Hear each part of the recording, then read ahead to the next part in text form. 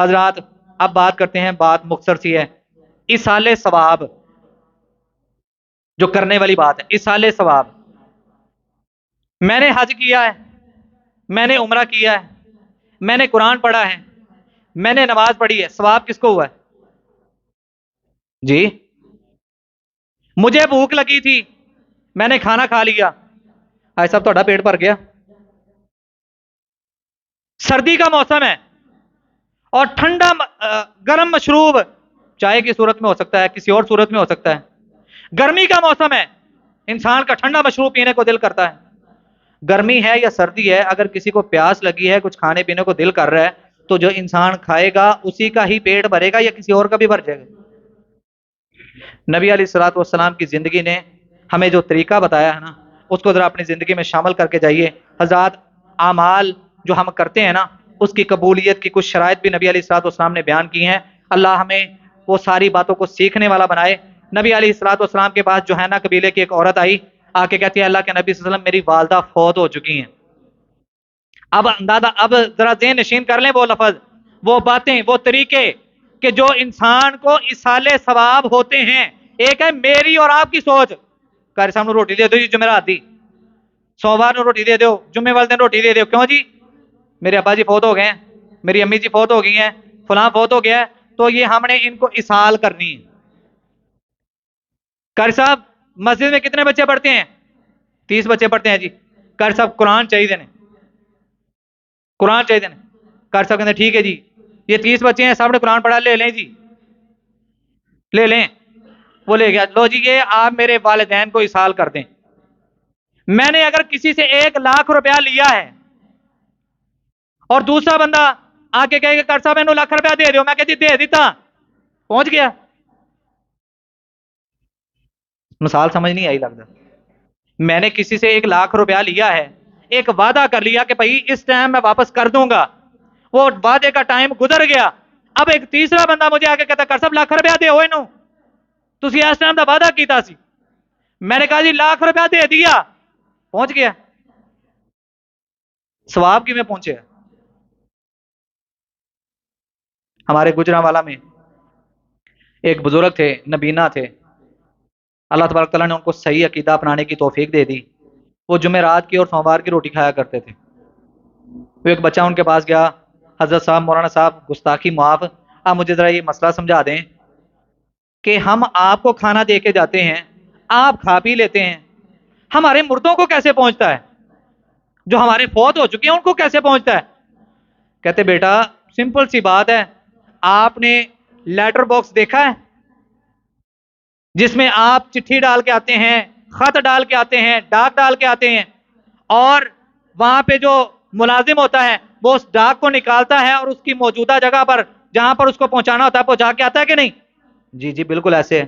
ان کا تو پھر مسئلہ سمجھ گئے، ہم لیٹر باکس ہیں، آپ ہمارے اندر وہ چیزیں ڈال کے جاتے ہیں، ہم ان کو آگے ٹرانسفر کر دیتے ہیں۔ کہندے ماشاءاللہ ماشاءاللہ، یقین جانو تسی تے مینوں مسئلہ بڑی اچھی طرح سمجھایا تھا، تسی تے میری سارے اشکال دور کر دیا آپ لوگوں نے۔ ایسا کریں، ایسا کریں، یہ 2 زہر کی پیالیاں ہیں، مولانا صاحب ایک آپ پیئیں اور آپ کے ساتھ جو بیٹھا ایک آپ پیئے، ہمارا پڑوسی مر گیا ہے، ساری زندگی انہیں سانو سکھ دا سان ہی لین دیتا، اور ہم یہ چاہتے ہیں کہ مرنے کے بعد قبر میں ہم اس کو سکھ کا سانس نہ لینے دیں، یہ پی کے ذرا ٹرانسفر کریں ادھر۔ مولانا صاحب کہندے لو جی پھس گئے، ہن انکار کر دینے تے ایمان جاندا ہے تے جے پی لیندے نے تے جان جاندی۔ بات سمجھ آئی ہے کہ نہیں؟ اللہ کی قسم ممبر رسول پہ پوری ذمہ داری کے ساتھ کھڑا ہوں، کہتے تو ہاتھ میں قرآن پکڑ کے کہہ دیتا ہوں، نبی علیہ الصلوۃ والسلام نے جو طریقے بتائے ہیں وہ ان طریقوں میں سے یہ طریقہ ہے ہی نہیں، کیسے ثواب پہنچتا ہے؟ کہتے پیو پیالی، ساری زندگی انہیں سانو سکھ دا سان ہی لین دیتا، اسی چاہنے کہ قبر جو سکھی نہ رہے۔ کہتے ہیں میں نے اس کو کہا بدتمیز، گستاخ، فلاں فلاں فلاں، اس طرح کی 4 باتیں سنا کے میں نے اس کو وہاں سے نکال دیا، لیکن اس کے بعد میرے ضمیر نے مجھے جھنجھوڑنا شروع کر دیا، بچے نے بات تو صحیح کی ہے، کب تک لوگوں کو اس طرح دھوکہ دیتے رہو گے؟ کب تک رب کے دین کے ساتھ اس طرح کا مذاق کرتے رہو گے؟ کہتے ہیں کہ میں نے اس وقت سے وعدہ کر لیا کہ آج کے بعد یہ سارے کام ترک کرتا ہوں اور رسول اللہ صلی اللہ علیہ وسلم کی دی ہوئی تعلیمات جو صحیح ہیں ان پر اپنی زندگی گزارنے کا میں پابند بنا لوں گا اپنے آپ کو۔ نبی علیہ السلام کے بعد جوہینہ قبیلے کی عورت آئی، اللہ کے نبی میری والدہ فوت ہو گئی ہیں، اور انہوں نے ایک نظر مانی تھی۔ نظر مانی تھی، نظر کیا مانی تھی کہ اللہ میرا فلاں کام ہو جائے تو میں حج کروں گی۔ اللہ نے ان کا وہ کام تو کر دیا لیکن زندگی نے وفا نہیں کی، فوت ہو گئی۔ اب وہ نظر پوری کرنی ہے تو اللہ کے نبی صلی اللہ علیہ وسلم، کیا میں اپنی والدہ کی طرف سے افا احجی عنہا، کیا میں اپنی والدہ کی طرف سے حج کروں؟ نبی علیہ الصلوۃ والسلام نے فرمایا نعم حجی عنہا، اپنی والدہ کی طرف سے حج کرو، اللہ ان کو ثواب دے گا۔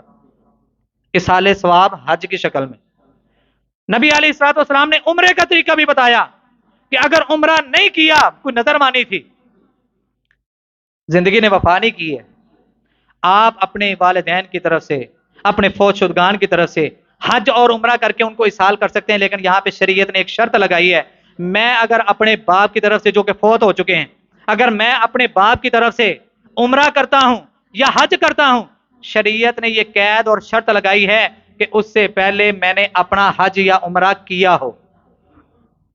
اگر میں نے اپنا حج اور عمرہ کیا ہے، میں اپنے فوت شدہ باپ کے لیے حج بھی کر سکتا ہوں، عمرہ بھی کر سکتا ہوں۔ بات سمجھ آ گئی؟ یہ وہ طریقہ ہے جو نبی علیہ السلام نے بیان کیا ہے۔